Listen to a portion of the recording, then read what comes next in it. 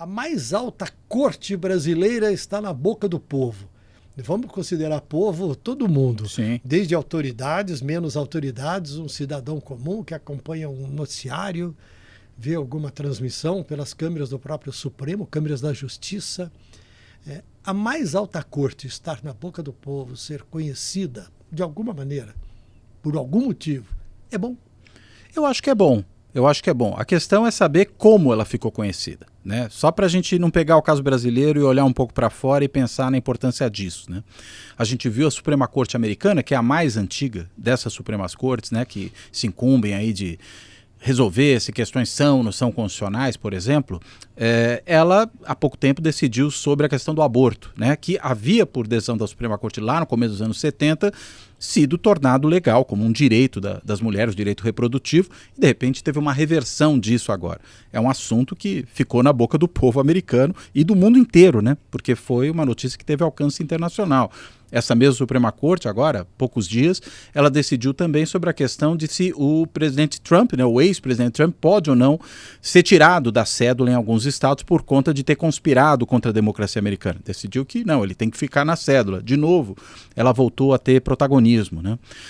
E o nosso caso é um pouco parecido com esse, desse ponto de vista, né? A gente viu o Supremo Tribunal Federal, ao longo de vários anos, decidindo sobre questões importantes, né? Aborto de anencéfalo, só para a gente ficar num tema similar ali ao americano, embora num contexto muito diferente. Está havendo agora a discussão sobre o porte de maconha, né, em pequenas quantidades, se configura ou não configura crime, o Congresso já está reagindo a isso. Mas a gente viu também a Suprema Corte decidindo sobre questões de natureza criminal, que é uma coisa que, por exemplo, a Suprema Corte americana não decide. Ela não entra nesse tipo de discussão, ela só fica na discussão de se atos do governo, se leis são ou não são constitucionais.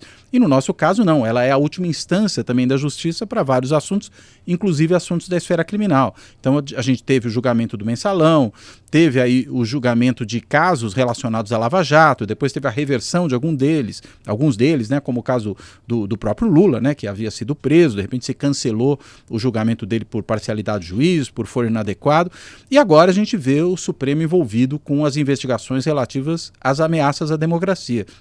Então ele é um tribunal que ele aparece muito porque ele soma esses dois papéis.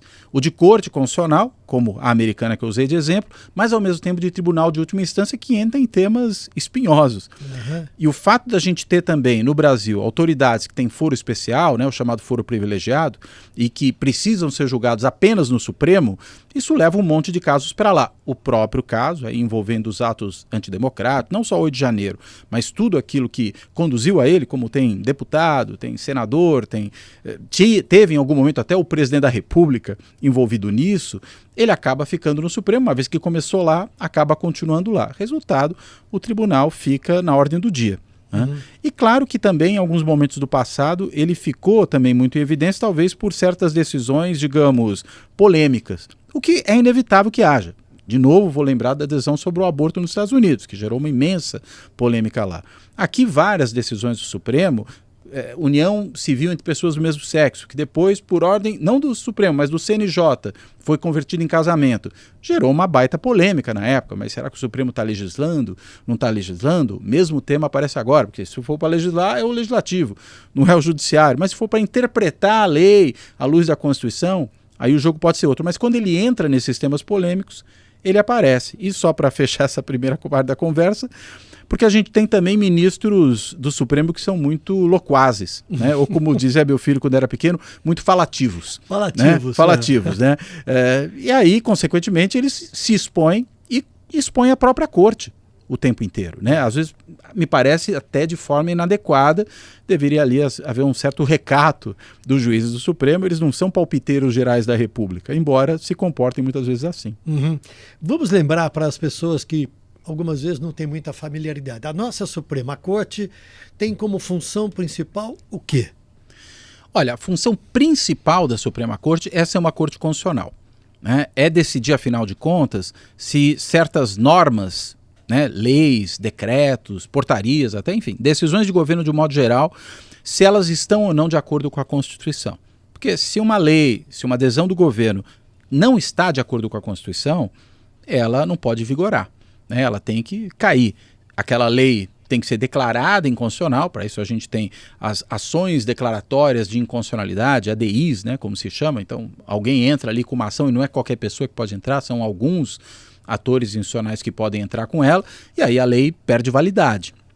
E às vezes também outros casos, né, esses um pouco mais abertos, a DPFs, a ação de descumprimento de preceito fundamental. O governo está deixando de fazer alguma coisa, né? Você tem também que ter uma atitude aí para quê? Para que aquele preceito fundamental, ou seja, muitas vezes um direito fundamental, uma salvaguarda crucial para que o Estado de Direito seja mantido, que aquilo seja respeitado. De novo, é a Constituição que precisa valer. Então, a Suprema Corte, em qualquer lugar do mundo, e a nossa, né, o Supremo Tribunal Federal, é, antes de mais nada, um guardião da Constituição.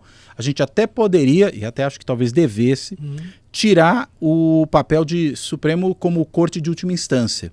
Né? Deixar isso, por exemplo, com o STJ, né? O outro tribunal de cúpula, né? O Superior Tribunal de Justiça, podia cuidar disso, até porque desafogaria o Supremo, tiraria o Supremo dessas decisões, eu diria, mais problemáticas do ponto de vista político-criminal, né? E mais, né? Você, enfim, especializaria a corte nesse tipo de assunto, ela de fato se tornaria uma guardiã da Constituição pura e simplesmente, o que já é um papel de crucial importância. Mas até por isso ele é o papel fundamental, não, é o que não dá para tirar, senão não faz até muito sentido mais você falar em Suprema Corte. Quando ela foi criada? Ela foi criada já no início da República, né? A gente não tinha isso no período monárquico, né? Tinha até os tribunais, tinha a justiça, mas não tinha uma Suprema Corte.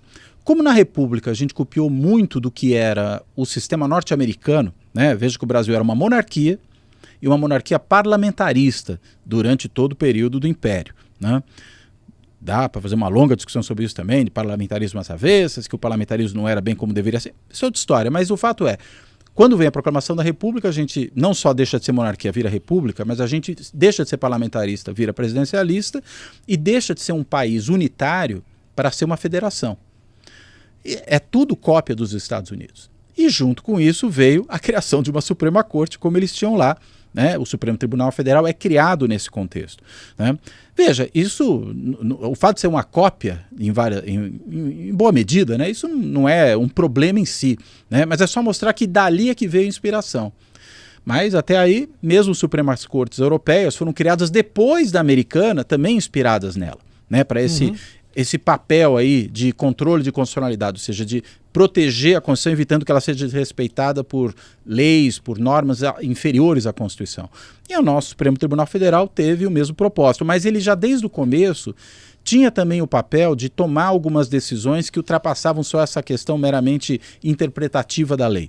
Só para dar um exemplo, logo depois da proclamação da República, o Supremo já poderia conceder habeas corpus a pessoas que estavam ali sendo desrespeitadas nos seus direitos. E há um caso famoso, né, de desafetos do então presidente Floriano Peixoto, né, um marechal, né, Floriano Peixoto, foi o nosso segundo presidente, em que ele, enfim, mandou prender alguns dos seus desafetos, e houve um pedido de habeas corpus junto ao Supremo Tribunal Federal, e aí ele teria dito, ironicamente, o seguinte: bem, se o Supremo concedeu o habeas corpus para essas pessoas, quem depois vai conceder habeas corpus para os ministros do Supremo?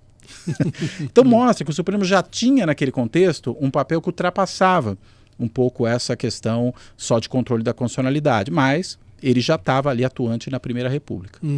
E quando ele foi criado, quando o Supremo foi criado, ele já foi criado com 11 ministros? Olha, eu não me recordo agora do número exato de ministros que ele tinha no começo. Se eu não me engano, eram 7 no começo, mas eu posso estar me equivocando aqui com relação ao número.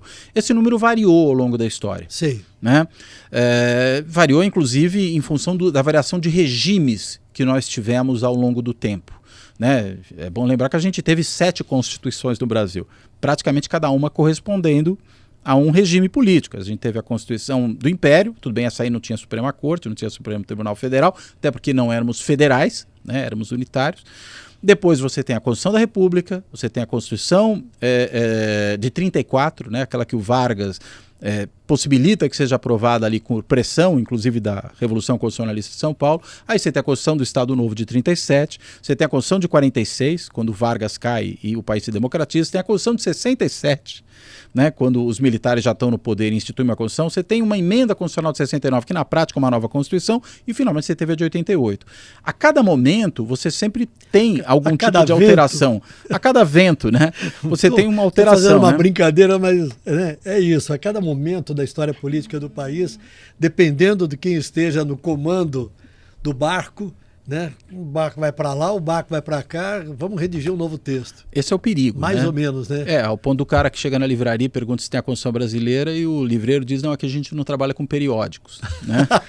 Né? Você tem esse risco. Né? No Brasil nem é tanto. A gente tem países da América Latina que tiveram muito mais constituições. Né? E até a do Império, a da República Velha, né? Primeira República, até foram constituições que duraram bastante. E essa nossa agora é a terceira mais durável até aqui.